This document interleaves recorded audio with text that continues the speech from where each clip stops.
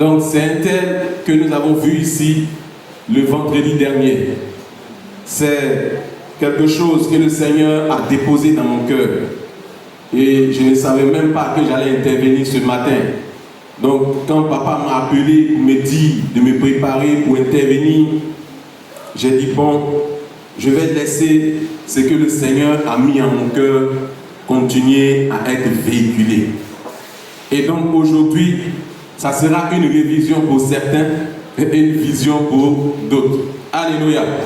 Alléluia. Donc le thème qu'on a vu le vendredi dernier, c'est une vie d'adoration, une vie de miracle. Une vie d'adoration, une vie de miracle. Pourquoi un tel thème? Ben c'est simple. Parce que ce qu'on a constaté dans l'église, ce qu'on a constaté avec les anciens, c'est que plus ils adorent Dieu, ils voient la gloire de Dieu se manifester dans leur vie. Plus ils adorent Dieu, ils voient la puissance de Dieu se déployer, se manifester de façon extraordinaire. Alors, le thème donc que nous allons étudier ce matin va nous permettre de savoir ce que nous devons faire pour que nous puissions déclencher le miraculeux de Dieu dans nos vies.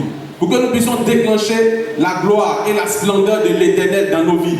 Et ce n'est pas une histoire de déclencher la gloire de Dieu que le dimanche, mais c'est de vivre tous les jours des choses extraordinaires. Parce que si nous avons été appelés dans le Seigneur, ce n'est pas pour venir être des chrétiens du dimanche, mais c'est de devenir des chrétiens de tous les jours.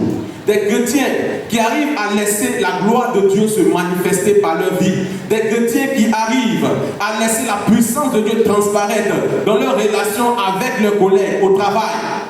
Alors, ce n'est pas pour dire que c'est les dimanches ou ce sont les dimanches seulement que nous allons venir dire qu'on est chrétien. Mais quand on va au service, il faut qu'on puisse voir l'identité du chrétien à travers la vie qu'on dégage, à travers l'onction de Dieu sur nous. Des hommes dans la parole de Dieu ont reçu des témoignages poignants. Des hommes tels que les Daniel. Ils étaient dans le monde. Et le monde a rendu témoignage qu'ils étaient des hommes extraordinaires. Et c'est aussi ce que le Seigneur attend de nous. Parce que la parole de Dieu a dit que la création tout entière attend avec un ardent désir la révélation des fils de Dieu. Alléluia. Et ce matin, nous sommes les fils de Dieu. Vous savez, depuis des générations, l'adoration est au cœur de la vie de l'homme. Depuis des générations. On pourrait même dire que l'adoration fait partie intégrante de l'homme. Elle diffère certes selon les cultures, selon les coutumes, selon les religions. Cependant, elle garde toutes les mêmes significations. Alléluia. L'adoration, c'est l'adoration. Amen. Et vous voyez même, moi particulièrement, j'ai un oncle. C'est vrai qu'il est décédé maintenant. De son vivant, il avait un fétiche. Et ce fétiche-là, quand il devait lui offrir quelque chose, ce qu'il faisait, il prenait le fétiche, il le déposait, il prenait un coq. Il ne tuait pas le coq. Il déposait le coq à côté du fétiche. Et le fétiche faisait son travail. Et le coq mourait. Vous allez voir, le coq se débat, et puis paf, c'est fini. Il est mort. Des choses palpables. Pas pour dire que les fétiches sont des dieux. Pas pour dire que les fétiches sont des entités spirituelles au-dessus de l'Éternel, non. Mais c'est simplement que ce sont des forces démoniaques qui habitent ces objets de bois, ces objets de pierre, pour faire penser à l'homme qu'ils sont forts, qu'ils sont puissants, mais dans la réalité, ils ne sont rien. Parce que s'ils étaient quelque chose, le coup d'État qui a eu lieu au ciel allait faire quoi? Allait réussir. Mais c'est parce qu'ils sont rien qu'ils sont tombés. Alléluia. Alléluia. Cependant, j'aimerais rapidement brosser quelque chose par rapport à ça. Le combat qui a eu lieu au ciel. Pourquoi est-ce que Satan a pensé un seul instant qu'il pouvait s'élever au-dessus de Dieu? Ça nous a été donné par la venue de notre Seigneur sur la terre. Quand le Seigneur Jésus est arrivé sur la terre, il s'est fait l'égal de l'homme. Il a vécu avec l'homme. Comme s'il n'était pas le créateur de l'homme. Vous imaginez certains chefs d'entreprise, lorsque leurs employés leur manquent de respect, regardez un peu dans quel état ils se mettent. Mais Jésus, il vivait aisément avec les hommes. On pouvait même lui manquer de respect. Imaginez, on crache sur Dieu. Dieu t'a fait, et puis toi tu craches sur lui. Bon, imaginez un peu l'humilité qui était en lui. Et c'est cette simplicité de cœur qui était dans le cœur de Dieu, dans le royaume de Dieu, qui a fait penser à Satan qui pouvait être élevé par rapport à Dieu. Parce qu'il a vu que Dieu était trop saint. Il a vu que Dieu était trop humble. Et pour lui, c'était un défaut. Et donc, il va vouloir maintenant s'élever. Tu as menti. Parce que dans son humilité, il est terrible. Parce que dans sa simplicité, il est terrible. Alléluia. Amen. Alléluia. Amen. Le Dieu que nous servons est un Dieu extraordinaire. C'est pourquoi il a décidé de se rendre invisible de façon délibérée. Et ce n'est pas parce qu'il est invisible de façon délibérée que nous n'allons pas considérer l'adoration que nous devons lui porter. Alléluia. Est-ce que vous comprenez ce que je suis en train de dire?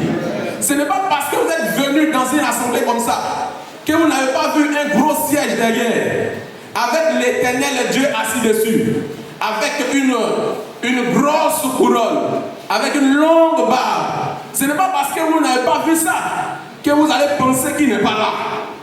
Parce que la parole de Dieu a démontré que là où deux ou trois sont assemblés en mon nom, je suis au milieu d'eux. Alléluia. Alléluia. Qu'est-ce que l'adoration? Nous allons prendre le livre de Luc, le chapitre 4, le verset 8. Luc, chapitre 4, le verset 8.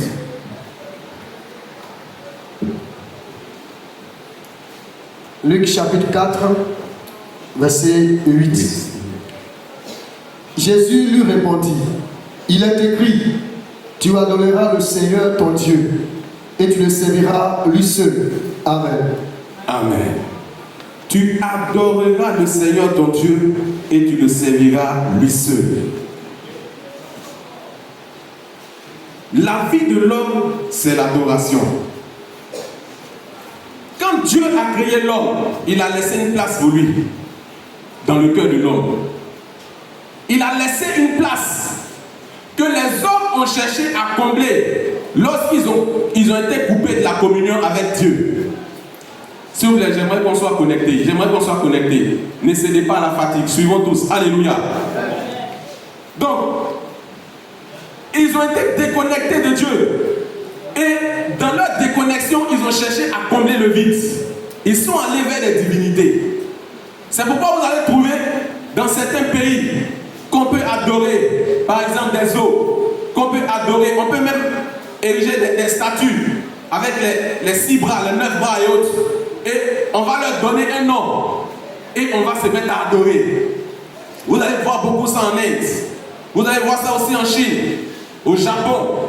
Même en Égypte, vous allez voir que des hommes adorent. Et dans tous les peuples, c'est ce qui se fait. Donc il n'y a pas de peuple qui ne puisse pas désirer adorer. Parce que dans leur cœur, c'est comme si c'est inné en l'homme. Donc ils sentent le désir d'appartenir à quelqu'un, de rendre culte à quelqu'un. Alléluia. Et c'est ce qu'ils essaient de satisfaire. Donc adorer, c'est le fait de faire quoi? De rendre un respect extraordinaire en se prosternant. Nous avons lu tout à l'heure que Dieu nous dit que nous devons l'adorer. Mais regardez ce qui se passe dans le livre de Luc, le chapitre 4 toujours, quand on remonte au verset 7. Luc chapitre 4, le verset 7. Le verset 7. Si donc tu te prosternes devant moi, elle sera toute à moi. Voilà. Si donc tu te prosternes devant moi, elle sera toute à toi. C'est Satan qui est en train d'avoir une conversation avec Jésus. Qu'est-ce qu'il demande? Il demande au Seigneur de se prosterner devant lui. Donc se prosterner devant lui. Et la réponse que le Seigneur a donnée, c'est que Dieu dit que c'est lui seul qu'on doit adorer. Donc le fait de se prosterner, c'est quoi? C'est une adoration. Alléluia. Le fait de se prosterner, c'est une adoration. Les gens qui vont, excusez-moi, s'il y a des gens qui sont catholiques ici, vous allez comprendre. Quand vous partez vous agenouiller devant une statue pour dire on est en train de vénérer, vous êtes en train de vous prosterner devant une statue. Dieu n'est pas d'accord avec ça. Dieu n'est pas d'accord avec ça. Alléluia. Le fait de s'agenouiller déjà, c'est le fait de reconnaître l'autorité de la personne devant qui on fait quoi? On s'agenouille. Est-ce que vous comprenez un peu? C'est on va dire une sensation ou un sentiment d'humilité. On s'agenouille pour reconnaître la grandeur de celui au pied duquel on est en train de se mettre à genoux. Alléluia. Et c'est ce que Satan a voulu que Jésus fasse. Mais Jésus savait qu'il ne pouvait adorer que Dieu seul. Il ne pouvait adorer que Dieu seul. Et il a gardé son cœur. Dans certaines versions même, il a dit, retire-toi, Satan. En effet, il a écrit, le Seigneur, c'est le Seigneur ton Dieu que tu adoreras. Avec autorité, il dit, retire-toi. Parce qu'il ne peut pas concevoir dans son esprit s'agenouiller devant une personne.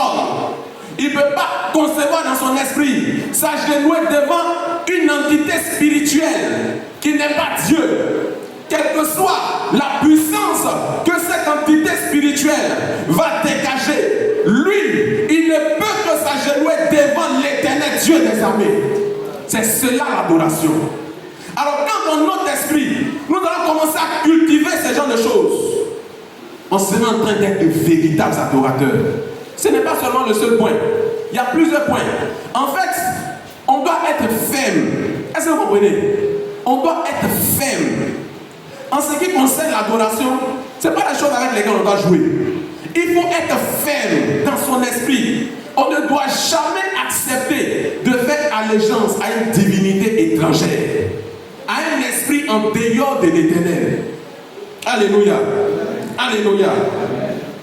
La deuxième chose, donc la deuxième définition nous dit que adorer, c'est honorer une divinité en lui donnant le culte qui lui est dû. En lui donnant le culte qui lui est dû.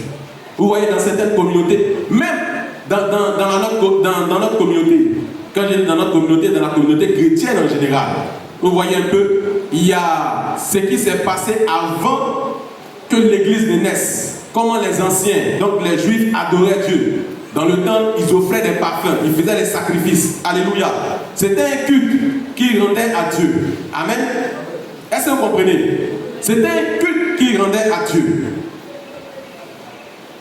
Mais vous allez voir que ici, les choses ont pris une autre tournure. On va voir ça par la suite. On va voir ça par la suite. Donc la troisième définition de adorer, c'est aimer extrêmement. Aimer extrêmement. Répète après moi, aimer extrêmement. Aimer extrêmement. Répète bien, il y a des gens qui ne parlent pas. Aimer extrêmement. Aimer extrêmement. Voilà. Ça veut dire que dans ta manière d'adorer Dieu, il doit avoir un amour intense, un amour puissant pour Dieu, un amour fort pour Dieu. Bon, c'est simple. Ce qu'on va faire pour savoir si effectivement on aime Dieu extrêmement, regarde, si tu es marié, regarde ta femme. Quand il l'a rencontrée, parce que parfois, avec le temps, l'amour, ça baisse un peu, n'est-ce pas? Avec le temps, l'amour baisse un peu, n'est-ce pas? Quand il y a beaucoup de situations qui arrivent, l'amour baisse un peu, n'est-ce pas? Voilà, maintenant, quand tu as rencontré une jeune fille, donc quand tu veux te marier, tu rencontres la jeune fille, l'amour que tu dégages là, c'est ça le premier amour. C'est un amour qui est comment? Qui est fort, qui est intense. Alléluia. Il y a certains couples même qui recherchent encore cet amour. Mais pour avoir, c'est vraiment très compliqué. Alléluia. Vous voyez cet amour que vous avez ressenti lorsque vous avez vu cette personne. Essayez de comparer l'amour que vous avez pour Dieu avec cet amour. Est-ce qu'il vous est une fois arrivé d'aimer Dieu de cette manière? Est-ce qu'il vous est une fois arrivé de ressentir ce que vous avez ressenti pour une personne humaine, pour Dieu? C'est la question. Notre adoration ici doit commencer à prendre une nouvelle tournure. Parce que si on est léger dans notre manière d'adorer, on ne verra pas Dieu à un certain niveau. Je vais vous dire que si tu veux ouvrir une porte, la porte des miracles de Dieu, si tu ouvres petit, tu verras de petites choses entrer. Si tu ouvres large, ça sera des choses extraordinaires qui vont se produire. Ça sera des choses terribles qui vont se produire. Le cœur du chrétien doit battre pour Jésus. Le cœur du chrétien doit vibrer pour Jésus. Ton cœur ne doit pas être un cœur qui est las de la vie chrétienne. Mais chaque jour que tu te présentes devant Dieu doit être comme une nouvelle chose que tu es en train de savourer, que tu es en train de déguster. Ça doit être quelque chose que tu cherches à découvrir parce que tu n'as pas encore touché. Oh, c'est ce que tu veux. Tu dois être assoiffé. Tu dois être assoiffé parce que c'est ce que le Seigneur recherche en toi. Ton adoration doit prendre une autre tournure. Ça ne doit pas être une adoration monotone.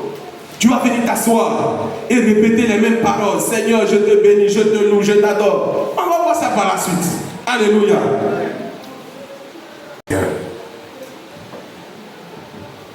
Tout à l'heure, quand on donnait la définition de l'adoration, on a parlé d'un profond respect qu'on donne en se prosternant, donc en reconnaissant l'autorité établie sur nous. Vous savez, tout à l'heure, je prenais l'exemple du siège de Dieu ici. Vous allez voir que si le siège de Dieu était visible, dès qu'on arrive là, personne ne va parler. Dès que vous rentrez en même temps, vous allez commencer à prendre, chacun va prendre sa chaise en même temps. Parce qu'il voit directement le ciel de Dieu et Dieu assis. C'est ce qui se passe. Quand on va dans la présence d'une autorité, on est correct. On est correct. Mais regardez, la monotonie a fait que on a oublié cette notion de respect de l'Éternel. Quand on vient dans la maison de Dieu, c'est là maintenant qu'on va commencer à causer. Parfois même les dirigeants commencent à adorer. Et puis il y en a qui sont assis encore, qui commencent à causer, qui commencent à rire. Je suis en train de te dire que tu as oublié les valeurs. Tu as oublié les valeurs du royaume. Si tu commences à changer cette mentalité, tu vas voir que les choses vont commencer à changer dans ta vie. Tu vas voir que quand tu vas te présenter dans la maison de Dieu, ça sera des choses extraordinaires. Ça sera des choses extraordinaires. Vous savez, le royaume de Dieu est terriblement en mouvement. Quand le Seigneur ne nous a pas encore fait la grâce de voir certaines choses, on a l'impression qu'il n'y a rien, il n'y a pas de mouvement là-haut. Il y a des mouvements. Il y a des mouvements. Un jour, la première fois que je suis arrivé, et j'ai participé à la fois en action. La première fois, j'étais en jeune. Quand je suis venu, je me suis assis. Quand je me suis assis, celui qui était sur la chaire avait donné des sujets de prière. Pendant que je priais, pendant que j'étais fatigué, épuisé par le jeûne. Un moment, mes yeux vont s'ouvrir et je vais voir quelqu'un. Quelqu'un qui va me donner quelque chose. Je ne sais pas ce qui est dedans, mais la personne m'a donné quelque chose. Et quand j'ai compris, j'ai vu que non, je ne vais pas tout déballer. Je suis en train de donner tout juste la vision pour que vous sachiez simplement que les choses spirituelles se passent. Alléluia. Amen. Voilà. Ça veut dire que quand vous venez dans la maison de Dieu là, il y a Dieu qui est là. Donc si vous jouez, vous allez passer à côté de certaines choses. C'est pourquoi vous devez être sérieux quand vous venez dans la présence de Dieu. Il n'y a pas un endroit où on doit être le plus sérieux que dans la maison de Dieu. Il n'y en a pas. C'est-à-dire que si tu dois être sérieux quelque part, c'est dans la présence de Dieu que tu dois être sérieux. C'est dans la présence de Dieu que tu dois être le plus sérieux. Quand tu vas commencer à faire les choses de cette manière, je vous assure, un mois ne passeront même pas. Un mois, vous allez voir, les choses bizarres vont commencer à arriver dans nos assemblées. Quand le cœur du peuple est porté sur l'Éternel, quand tout le peuple entier est porté sur l'Éternel, ce sont des miracles qui se produisent. Ce sont des choses extraordinaires qui se produisent. Regardez un peu, quand on prend l'histoire de l'église, il y a une ville qu'on appelait Azusa, donc plutôt une rue qu'on appelait Azusa, donc la rue Azusa. Il y avait un homme de Dieu qui était là-bas, William Seymour. Cet homme de Dieu avait commencé à ressentir le désir d'une profonde adoration. Il avait commencé à désirer une connexion puissante avec l'Éternel. Et pendant qu'il désirait, il s'est donné le temps de chercher la face de Dieu. Il adorait le Seigneur. Il adorait le Seigneur. lui. Ils ont commencé à se joindre à lui. Plus ils devenaient nombreux. La gloire de Dieu a commencé à s'éclater. Des paralytiques viennent. Ils viennent avec des béquilles. Là-bas, on n'impose pas les mains aux gens. Quand ils viennent, ils commencent à marcher. Vous voyez, ils ont mis des photos même. Il y avait un coin où les béquilles étaient rassemblées. Tellement la puissance de Dieu s'est dégagée. Nous voulons vivre ces genres de choses. Nous voulons vivre ces genres de choses. Alors pour cela, il faut que nous puissions redéfinir notre adoration pour Dieu. Quand nous quittons notre domicile et que nous venons dans la maison du Seigneur, nous devons pouvoir avoir ce cœur d'adorateur. Nous devons pouvoir avoir ce cœur connecté au Seigneur pour que le monde spirituel soit pleinement en action afin de nous bénir entièrement. Alléluia. C'est ce que le Seigneur désire pour nous. Donc on a parlé du profond respect. Et donc tout à l'heure, j'ai parlé du culte qu'on devait rendre à Dieu. Et j'avais parlé aussi des parfums qu'on offrait en Israël dans le temple.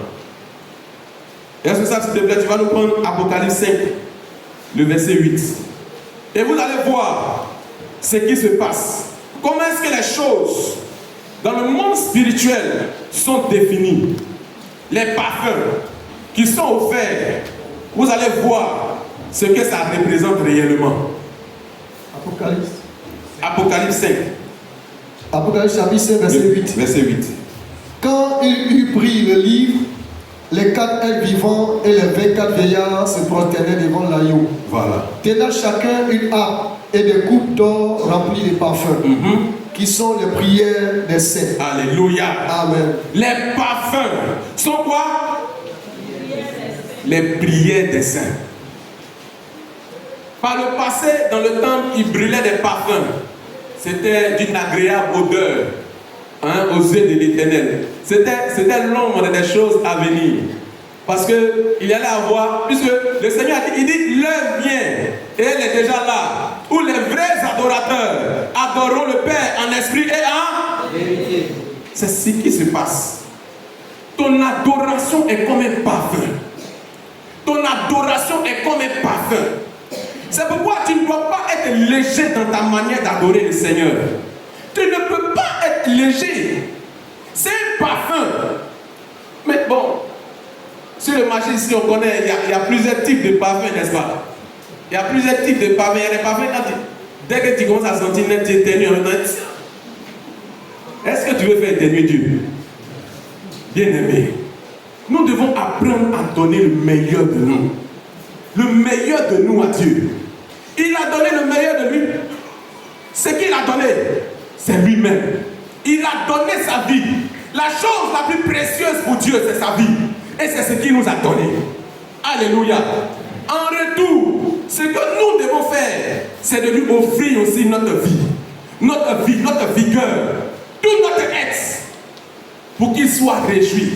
Pour que ce soit un parfum agréable. Et qu'il puisse être content. Ce que vous devez savoir, dans l'adoration, ce n'est pas l'homme qui reçoit. Qui reçoit? C'est Dieu. C'est Dieu qui reçoit. Donc, quand tu veux chanter les cantiques d'adoration, ne prends pas comme cantique. Ils seront étonnés de mes voix. Qui serait étonné de tes voix? Tu parles de toi-même. On te dit d'adorer Dieu. Ça veut dire que ce sont les choses que tu dois faire lever vers l'Éternel. Tu dois le glorifier. Tu dois contempler sa puissance. Alléluia. Tu dois qualifier l'Éternel. C'est ce que tu dois faire. Dans l'adoration, c'est ce qu'on fait. On donne à Dieu. On ne reçoit pas. Quand tu es dans un temps d'adoration, tu oublies tes problèmes, tu oublies ce que tu traverses et tu commences à célébrer l'Éternel. Vous allez voir par la suite les passages que nous allons prendre. Comment est-ce que certaines personnes, même dans la prison, étaient en train d'adorer et ont fait déclencher le miraculeux de Dieu dans leur vie.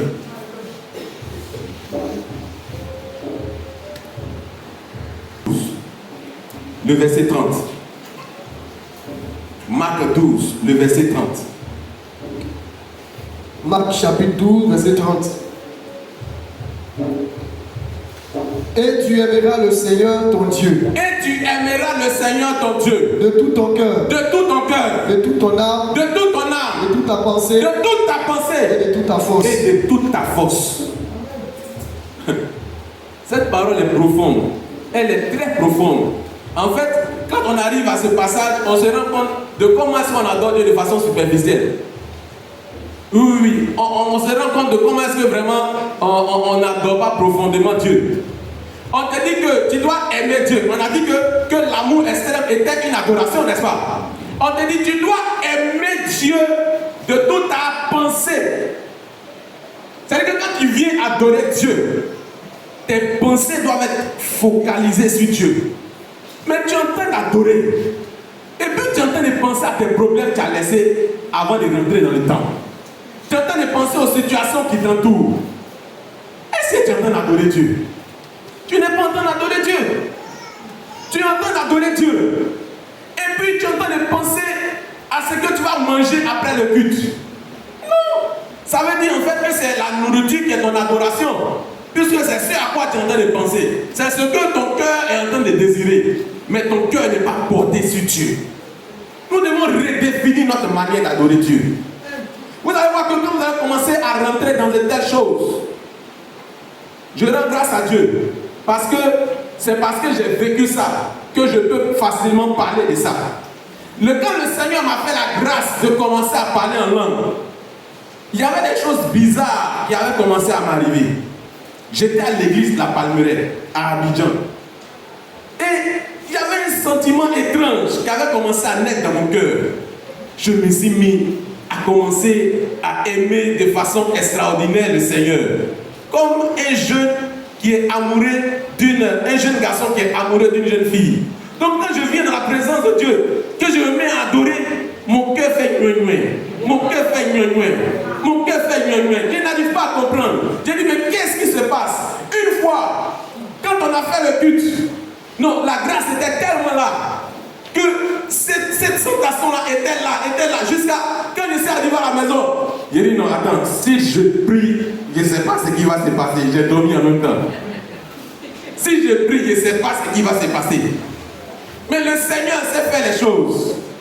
Il a continué à presser mon cœur. Un jour, pendant que j'étais en train d'adorer le Seigneur, pendant que j'étais en train de contempler la puissance de l'Éternel, pendant que j'étais en train de glorifier le nom de l'Éternel, mais bien aimé, pensez, parce que pendant que j'étais en train d'adorer Dieu, j'ai traversé des situations difficiles.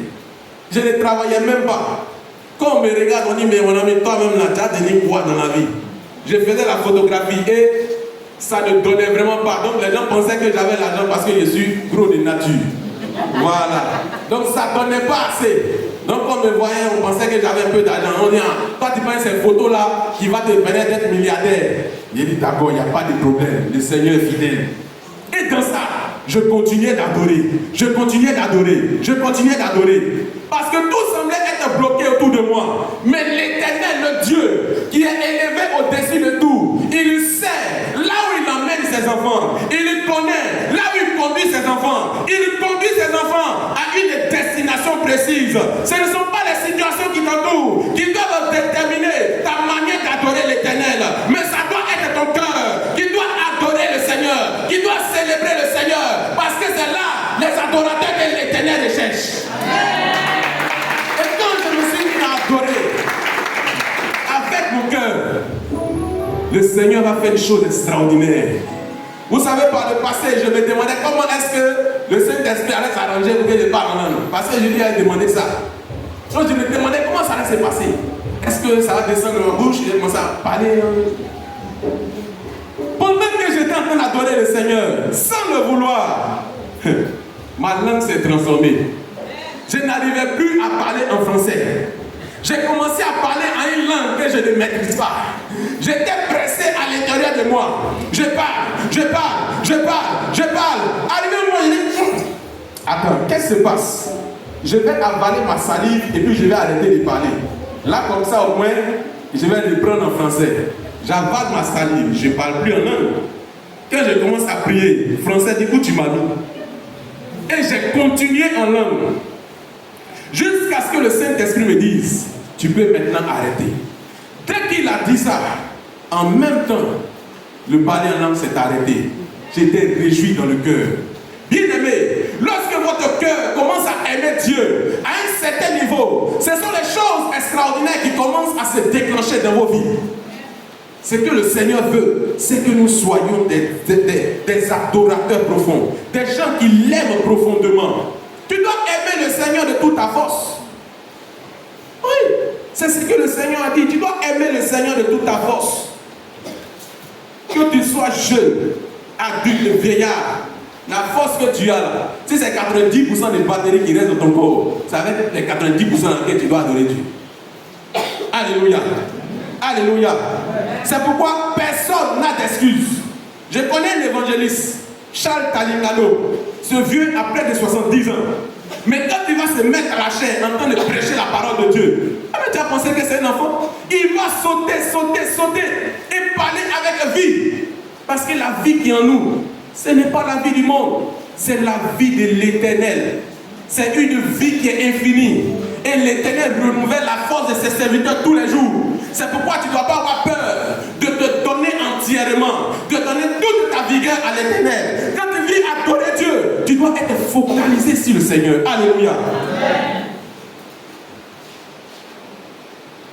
Waouh. Ce que nous devons prendre pour bien adorer, c'est ce que je disais.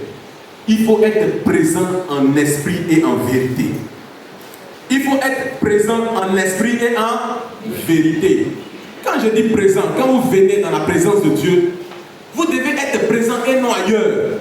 Vos pensées ne doivent pas se balader. Vous devez être là, entièrement là, et fixé sur le Seigneur. C'est ainsi que les choses glorieuses arrivent. C'est vraiment ainsi. Bon, vous-même, vous voyez, ça c'est simple, parce que moi-même j'ai vécu ça. Tu es en train de causer à une personne, tu causes à la personne. Tu entends lui parler, et puis tu lui demandes, tu m'écoutes, non? Et puis il dit, oui. Oh, tu sais qu'il ne t'écoute pas, sans penser ailleurs. Comment tu te sens? Comment tu te sens? Tu es gêné. Donc c'est toi l'homme qui est gêné. C'est Dieu qui va être content. Vous voyez un peu? C'est ce qui se passe en fait. Nous avons des situations que nous vivons nous-mêmes. Mettons-nous à la place du Seigneur. Il faut que nos pensées soient focalisées sur le Seigneur. Et ainsi, nous pourrons voir la gloire de Dieu se manifester dans nos vies. Alléluia. On s'apprend à nous prendre Matthieu chapitre 6, le verset 6. Matthieu chapitre 6, le verset 6. Matthieu chapitre 6, verset 6. Mais quand tu pries, entre dans ta chambre. Ferme ta porte. Et prie ton Père qui est là dans le lieu secret. Et ton Père qui voit dans le secret. Te le rendra. Il y a beaucoup de personnes qui viennent dans la présence de Dieu. Quand elles sont en train de prier, les yeux sont ouverts. Tu regardes à côté de toi. Tu ne sais pas c'est quel voisin tu cherches que tu n'as pas encore vu. Oui, il y a la semaine qui est là, on peut se rendre visite. On peut aller saluer une personne. Si tu veux la voir, tu vas chez elle avant le culte. Je pense que c'est bon. Mais tu viens dans la présence de Dieu et tu es en train de prier. Tu regardes, tu promènes tes regards. Tu cherches quoi? Je disais que de Dieu que nous prions est un Dieu visible. Mais il a délibérément décidé de se rendre invisible. De sorte que nous puissions le chercher. Alors si tu viens dans la présence de Dieu, et puis tes yeux sont ouverts, et puis tu penses que tu vas voir la gloire de Dieu, tu as menti. Tu as menti. Pour voir Dieu, tes yeux doivent être fermés. C'est ce qu'il a dit. Il dit quand tu veux prier ton Père, il faut aller dans le lieu secret. La porte, tu fermes la porte sur toi, et puis tu es dedans. Tes yeux que tu vois là, ce sont des yeux qui te permettent d'accéder au monde extérieur. Quand tu fermes, tu es là toi seul. Il n'y a pas quelqu'un à côté de toi. Quand tu as fermé tes yeux bien, il n'y a plus quelqu'un à côté de toi. Tu peux être là, et puis ne même plus penser à ce qui se passe autour de toi. Regardez un peu les bouddhistes. ce qu'ils font, lorsqu'ils font leur méditation, ils ferment les yeux et puis ils sont emportés. Tu vas venir les toucher. Non, ils ne sont plus là. Ils ne sont même plus là. Ils sont ailleurs. C'est de la spiritualité aussi, même si c'est de la spiritualité démoniaque. Il faut de la spiritualité. Mais nous qui avons reçu les lumières, c'est nous qui pensons qu'on est plus intelligent que Dieu. Et on décide de promener nos regards et ne pas être disposé lorsqu'on entend de prier. Bien aimé, il y a des choses qui doivent changer dans notre manière d'adorer Dieu lorsqu'on vient dans la présence de Dieu. Si vous voulez voir des choses merveilleuses arriver, essayez d'appliquer ce que je suis en train de donner comme conseil. Ce n'est pas un ordre, ce sont des conseils. Mais comme ce sont des conseils qui sortent de la parole de Dieu, si tu veux voir Dieu, tu dois faire ça. Alléluia. Amen. Si tu veux voir Dieu, tu dois pratiquer ça. Et tu vas commencer à contempler la puissance de l'Éternel. Alléluia. Amen. Alléluia. Amen.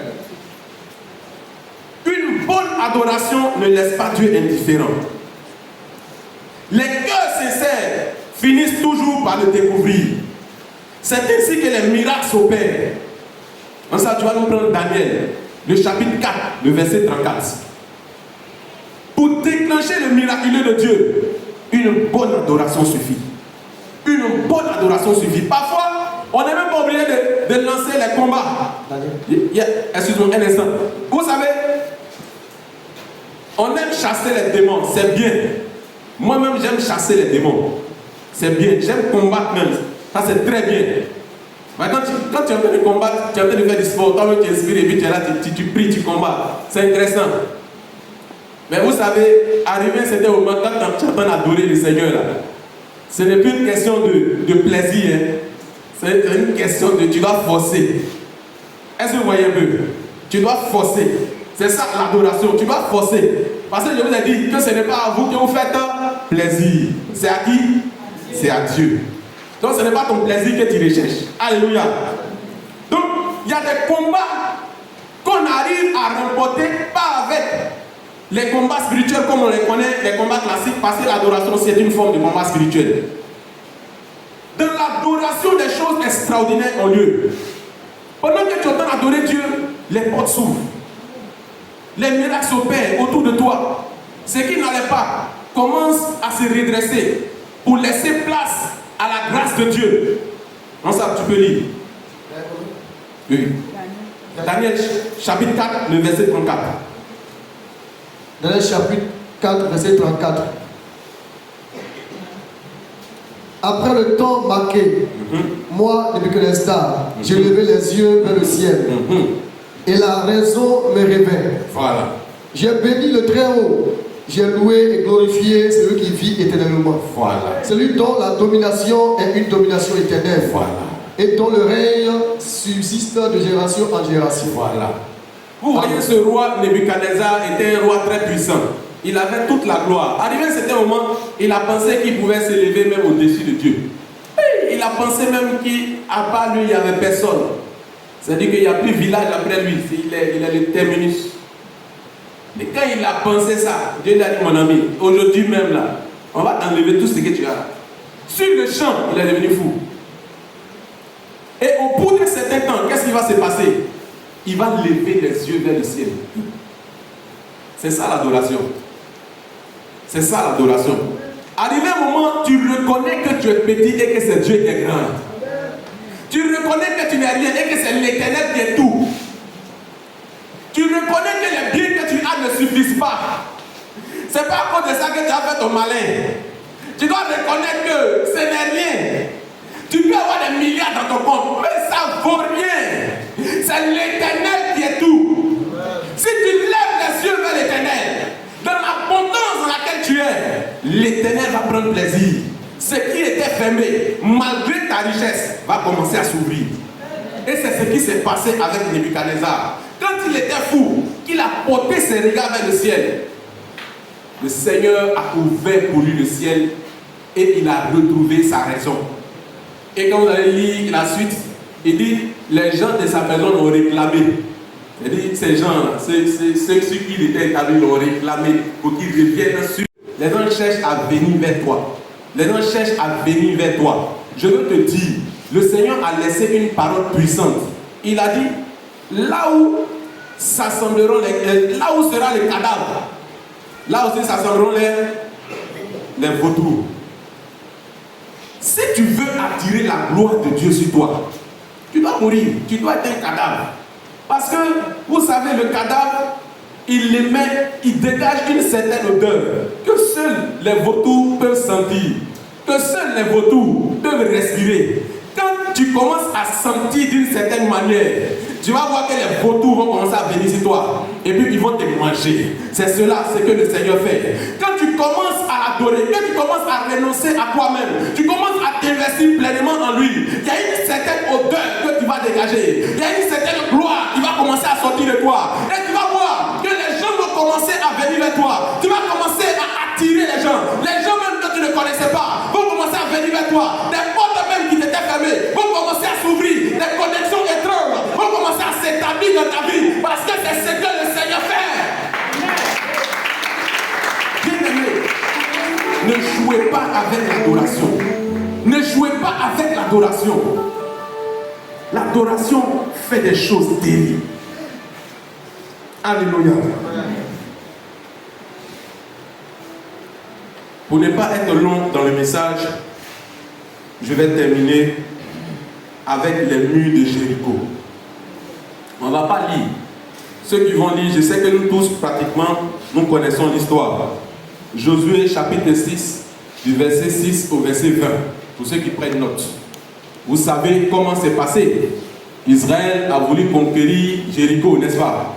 Ils étaient confrontés à un mur, un blocage qui les empêchait d'avancer, qui les empêchait d'aller récupérer ce qui leur revenait de droit. Parce que c'était la promesse de Dieu, ça leur revenait de droit. Donc il y a des choses dans nos vies qui normalement devaient nous revenir. Mais à cause de certains blocages, complications, on n'arrive pas à recevoir, on n'arrive pas à récupérer. Mais regardez ce que l'adoration va faire. Ils se sont mis à louer Dieu. Ils se sont mis à louer Dieu. Ils ont fait 13 fois le tour de la muraille de Jéricho. 13 fois. Un tour, 2 tours, jusqu'à 13 tours. Quand ils ont fini de tourner, le miracle de Dieu s'est produit. Mais pendant qu'ils étaient en train de tourner, ils ne tournaient pas simplement, ils chantaient.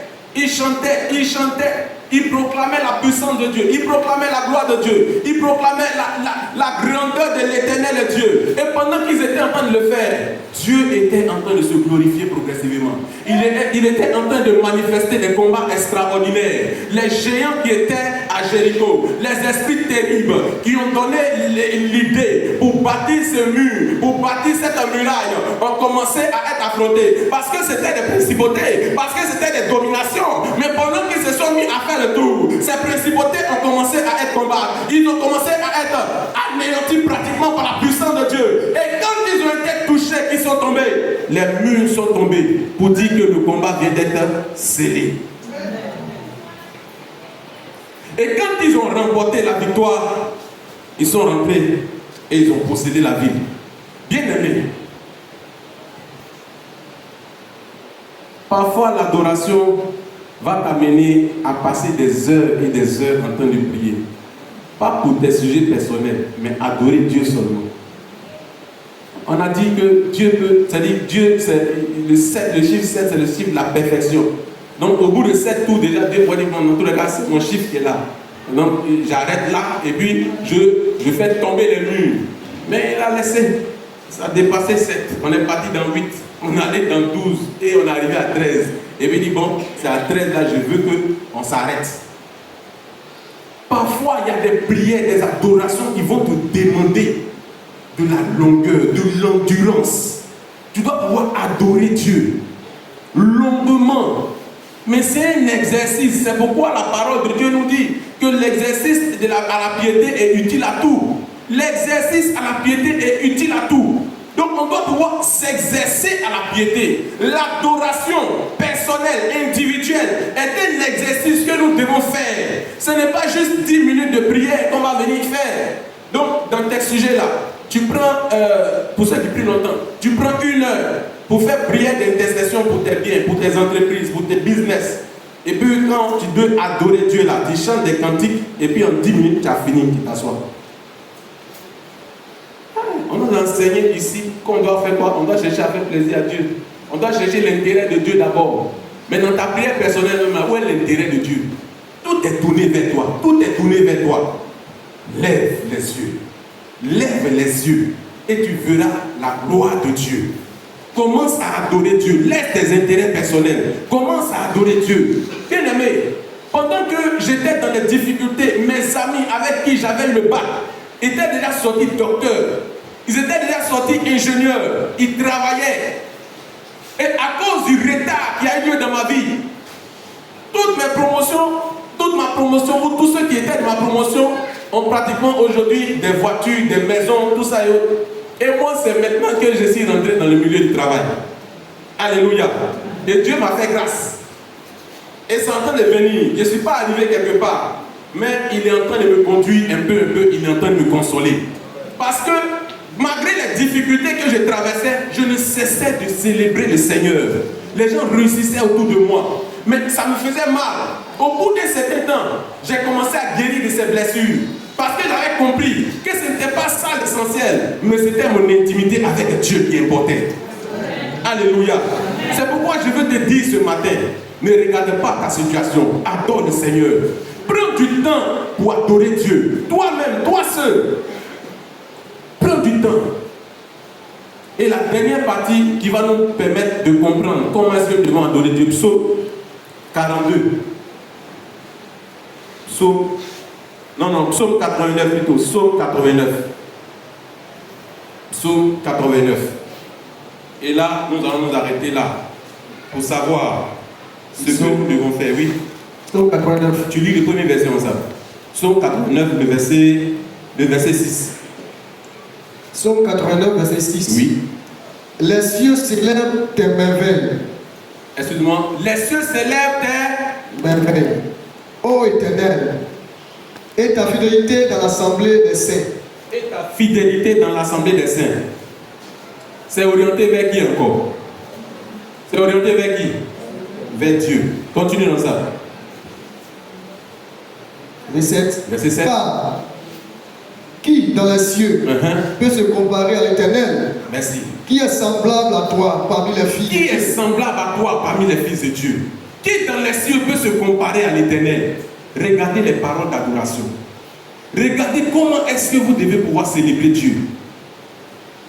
Comment est-ce que vous devez pouvoir contempler la puissance de Dieu?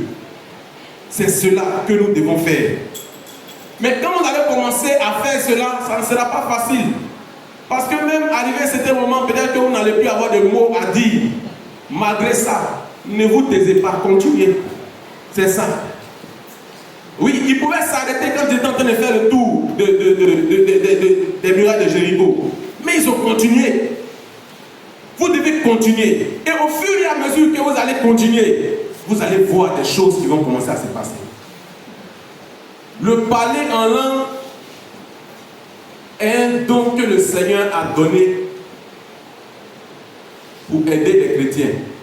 C'est-à-dire que quand tu commences à parler en langue, tu peux adorer Dieu de 8h jusqu'à 22h si tu veux. Si tu veux rester là. Parole là, ça finit pas, ça vient seulement. Tu dis. Parce que ça ne vient pas de tes forces, ça vient d'ailleurs. Et c'est ce qui se passe. Parce que quand nous nous entraînons à l'adoration, c'est ce qui se passe. Dieu nous introduit dans sa profondeur, où les mots ne finissent pas, où il n'y a pas de fin. La fin dépend de nous. On peut arrêter quand on veut, mais sinon, aucun mot ne peut nous manquer pour célébrer l'Éternel. C'est pourquoi il nous a donné le parler en langue, pour qu'on puisse le célébrer à la hauteur de sa personne. Parce que dans notre langage humain, nous sommes limités. Les choses sont trop petites pour pouvoir exprimer la puissance et l'autorité de l'Éternel. Alors qu'un cœur se met à adorer Dieu, il commence à parler en d'autres langues. C'est la gloire de l'Éternel qui commence à contempler. C'est la puissance de l'Éternel qui commence à célébrer. C'est pourquoi, bien aimés, nous devons chercher la profondeur. Alléluia. Amen. Sur ces paroles, nous allons nous arrêter. Je bénis le Seigneur qui a inspiré notre papa. Si vous savez ces choses, vous êtes heureux, pourvu que vous les pratiquiez.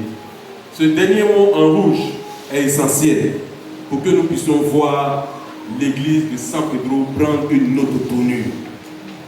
L'église de San Pedro 1 doit prendre une autre tournure. Des gens doivent commencer à venir d'eux-mêmes. On va leur demander, mais comment tu es venu? Ah, je ne sais pas. Vraiment, quelque chose m'a poussé à venir ici. Des gens doivent commencer à venir en témoignage à cause de la qualité de notre adoration. Je me rappelle, quand j'étais encore à la Palmeraie, il y avait l'assistant Malachite, la Rivera 2, qui passait par là et l'Esprit lui a demandé de faire un tour à la Palmeraie. Quand il est arrivé à la Palmeraie, je rends un bon témoignage de cette église. Quand il est arrivé à la Palmeraie, il dit non, vraiment à la Palmeraie, vous êtes bénis. L'atmosphère qui est ici est une atmosphère étrange. Parce que les cœurs qui étaient là-bas étaient des cœurs assoiffés de Dieu. Ce sont des gens qui désirent la profondeur de l'Éternel. Quand nous allons nous rassembler et que dans notre cœur, ce sera le désir de toucher Dieu, on va voir Dieu. On va voir Dieu. Alléluia. Alléluia. Si tu es d'accord, acclame Jésus pour ça. L'accepter de ce